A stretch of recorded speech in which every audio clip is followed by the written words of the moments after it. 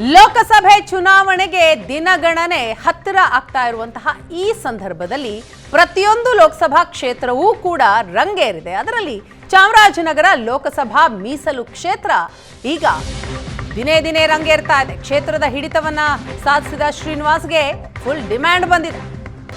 ಶ್ರೀನಿವಾಸ್ ಪ್ರಸಾದ್ ಬೆಂಬಲಕ್ಕೆ ಕೈ ಕಮಲ ಕಸರತ್ತನ್ನ ನಡೆಸ್ತಾ ಇದೆ. ಇಂದು ಶ್ರೀನಿವಾಸ್ ಪ್ರಸಾದ್ ಭೇಟಿಯಾಗಿದ್ದಾರೆ ಸಿಎಂ ಸಿದ್ದರಾಮಯ್ಯ. ಮುನಿಸು ಮರೆತು ಒಂದಾದ ಸಿದ್ದರಾಮಯ್ಯ ಹಾಗೂ ಶ್ರೀನಿವಾಸ್ ಪ್ರಸಾದ್. ಸಂಸದ ಶ್ರೀನಿವಾಸ್ ಪ್ರಸಾದ್ ಮನೆಗೆ ಸಿಎಂ ಸಿದ್ದರಾಮಯ್ಯನವರು ಭೇಟಿ ಕೊಟ್ಟರು, ಮಾತುಕತೆಯನ್ನ ನಡೆಸಿದ್ರು. ಲೋಕಸಭೆ ಚುನಾವಣೆ ಹತ್ತಿರ ಆಗಿರುವಂತಹ ಈ ಸಂದರ್ಭದಲ್ಲಿ ಈ ಭೇಟಿ ಬಹಳಷ್ಟು ಕುತೂಹಲಕ್ಕೆ ಕಾರಣ ಆಗ್ತಾ ಇದೆ. 8 ವರ್ಷದಿಂದ ಸಿದ್ದರಾಮಯ್ಯರಿಂದ ದೂರನೇ ಉಳಿದಿದ್ರು ಬಿಜೆಪಿ ಸಂಸದ ಶ್ರೀನಿವಾಸ್ ಪ್ರಸಾದ್. ಏಪ್ರಿಲ್ 10ರಂದು ಬಿಜೆಪಿ ಅಭ್ಯರ್ಥಿ ಬಾಲರಾಜ್ರಿಂದ ಸಂಸದರ ಭೇಟಿಯಾಗಿದ್ರು. ಚಾಮರಾಜನಗರದಲ್ಲಿ ಶ್ರೀನಿವಾಸ್ ಪ್ರಸಾದ್ ಅವರನ್ನ ಭೇಟಿಯಾಗಿದ್ರು ಸುನೀಲ್ ಬೋಸ್. ಕಾಂಗ್ರೆಸ್ ಅಭ್ಯರ್ಥಿ ಬೆಂಬಲಿಸುವಂತೆ ಮನವಿಯನ್ನ ಮಾಡಿದ್ದಾರೆ ಸಿಎಂ ಸಿದ್ದರಾಮಯ್ಯ. ಮಾರ್ಚ್ 31ರಂದು ಕಾಂಗ್ರೆಸ್ ಸೇರಿದ್ರು ಶ್ರೀನಿವಾಸ್ ಅಳಿಯ ಧೀರಜ್. ಬಿಜೆಪಿಯಲ್ಲೇ ಶಾಸಕರಾಗಿದ್ದಾರೆ ಶ್ರೀನಿವಾಸ್ ಅವರ ಮತ್ತೋರ್ವ ಅಳಿಯ. ಶ್ರೀನಿವಾಸ್ ಪ್ರಸಾದ್ ಅವರ ಬೆಂಬಲಕ್ಕೆ ಈಗ ಕಾಂಗ್ರೆಸ್ ಹಾಗೂ ಬಿಜೆಪಿ ಕಸರತ್ತನ್ನ ನಡೆಸ್ತಾ ಇದೆ. ಅದರಲ್ಲೂ ಸಿಎಂ ಸಿದ್ದರಾಮಯ್ಯ ಮೈಸೂರು ಮತ್ತು ಚಾಮರಾಜನಗರ ಕ್ಷೇತ್ರವನ್ನ ಬಹಳ ಪ್ರತಿಷ್ಠೆಯಾಗಿ ತೆಗೆದುಕೊಂಡಿದ್ದಾರೆ. ಹೇಗಾದರೂ ಮಾಡಿ ಈ ಬಾರಿ ಗೆಲುವನ್ನ ಸಾಧಿಸಬೇಕು ಅಂತ ಹಠಕ್ ಬಿದ್ದಿದ್ದಾರೆ. ಹಾಗಾಗಿ ಎಲ್ಲ ರೀತಿಯ ಪ್ರಯತ್ನವನ್ನು ಕೂಡ ಮುಂದುವರಿಸಿದ್ದಾರೆ. ಇವತ್ತು ಹಾಲಿ ಸಂಸದ ಶ್ರೀನಿವಾಸ್ ಪ್ರಸಾದ್ ಅವರನ್ನ ಭೇಟಿಯಾಗಿದ್ದಾರೆ. ಅವರ ನಿವಾಸಕ್ಕೆ ಭೇಟಿ ಕೊಟ್ಟಂತಹ ಸಿಎಂ ಸಿದ್ದರಾಮಯ್ಯ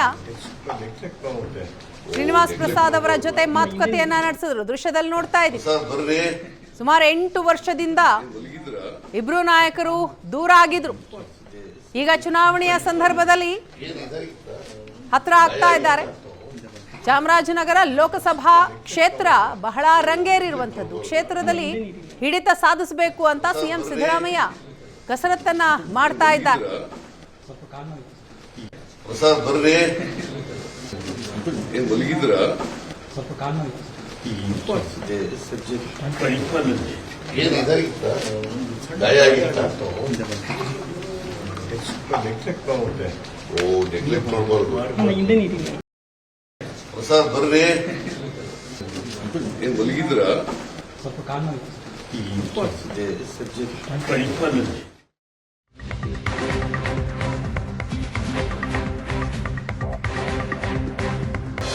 ನೀವು ಕಾಂಗ್ರೆಸ್ನಲ್ಲಿ ಇದ್ದವರು ಸಿಂಪತಿ ಇರ್ಲಿ ಅಂತ ಹೇಳಿದ್ದೇನೆ. ಅವರ ಆರೋಗ್ಯ ವಿಚಾರಿಸಲು ಮನೆಗೆ ಬಂದಿದ್ದೆ ಅಷ್ಟೇ. ಶ್ರೀನಿವಾಸ್ ಭೇಟಿಯ ಬಳಿಕ ಸಿಎಂ ಸಿದ್ದರಾಮಯ್ಯನವರು ಮಾಧ್ಯಮದ ಮುಂದೆ ಕೊಟ್ಟಂತಹ ಹೇಳಿಕೆ. ಶ್ರೀನಿವಾಸ್ ಪ್ರಸಾದ್ ನನಗೆ ಹಳೆಯ ಸ್ನೇಹಿತರು. ಅವರು ರಾಜಕೀಯವಾಗಿ ನಿವೃತ್ತಿ ತೆಗೆದುಕೊಂಡಿದ್ದಾರೆ. ಸುದೀರ್ಘ ರಾಜಕೀಯ ಚರ್ಚೆ ಮಾಡಿಲ್ಲ ಅಂತ ಸಿಎಂ ಸಿದ್ದರಾಮಯ್ಯ ಈ ಸಂದರ್ಭದಲ್ಲಿ ಹೇಳಿದ್ದಾರೆ. ಬಹಳ ದೀರ್ಘಕಾಲದಿಂದ ಸ್ನೇಹಿತರಾಗಿದ್ದವರು. ರಾಜಕೀಯವಾಗಿ ಅವರು ಬಿಜೆಪಿಗೆ ಹೋಗಿದ್ರು, ನಾನು ಕಾಂಗ್ರೆಸ್ನಲ್ಲಿದ್ದೆ. ಮತ್ತೆ ಈಗ ರಿಟೈರ್ ಆಗ್ಬಿಟ್ಟಿದ್ದಾರೆ. ರಿಟೈರ್ಡ್ ಆದಮೇಲೆ ನಾನು ಬರೋಕ್ಕಾಗಲಿಲ್ಲ. ರಿಟೈರ್ಡ್ ಆದಮೇಲೆ ಮಾತಾಡ್ಸೋಣ ಮತ್ತು ಅವ್ರ ಆರೋಗ್ಯನೂ ವಿಚಾರಿಸೋಣ ಅಂತ ಬಂದೆ. ಯಾಕಂದರೆ ಅವರು ಎಲ್ಲೂ ಕ್ಯಾಂಪೇನ್ ಬರಲ್ಲ ಅಂತ ಹೇಳ್ಬಿಟ್ಟು ಘೋಷಣೆ ಮಾಡಿಬಿಟ್ಟಿದ್ದಾರೆ. ಯಾವ ಪಕ್ಷಕ್ಕೂ ಹೋಗಲ್ಲ ಅಂತ ಘೋಷಣೆ ಮಾಡಿಬಿಟ್ಟಿದ್ದಾರೆ. ಅದರಿಂದ ಅವ್ರು ರಾಜಕೀಯ ಚರ್ಚೆ ಮಾಡಲಿಲ್ಲ. ರಾಜಕೀಯವಾಗಿ ಯಾವ ಪಕ್ಷಕ್ಕೂ ಬೆಂಬಲ ಕೊಡಲ್ಲ ಅಂತಂದಮೇಲೆ, ಯಾವ ಪಕ್ಷದ ಪರವಾಗಿ ವೋಟ್ ಕೇಳಲ್ಲ ಅಂದಮೇಲೆ ರಾಜಕೀಯ ಚರ್ಚೆ ಮಾಡೋದ್ರಿಂದ ಪ್ರಯೋಜನ ಏನು? ಅವರು ಏನು ಹೇಳಿದ್ದೀನಿ ಅಂತಂದರೆ, ನೀವು ಕಾಂಗ್ರೆಸ್ನಲ್ಲಿ ಇದ್ದವರು ಕಾಂಗ್ರೆಸ್ ಬಗ್ಗೆ ಸಿಂಪತ್ತಿ ಇರಲಿ ಅಂತ ಹೇಳಿದ್ದೀನಿ ಅಷ್ಟೇ.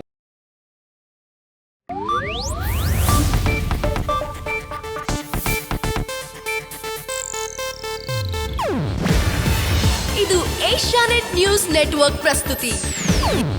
ನೀವು ನೋಡ್ತಿದ್ದೀರಾ ಏಷ್ಯಾನೆಟ್ ಸುವರ್ಣ ನ್ಯೂಸ್.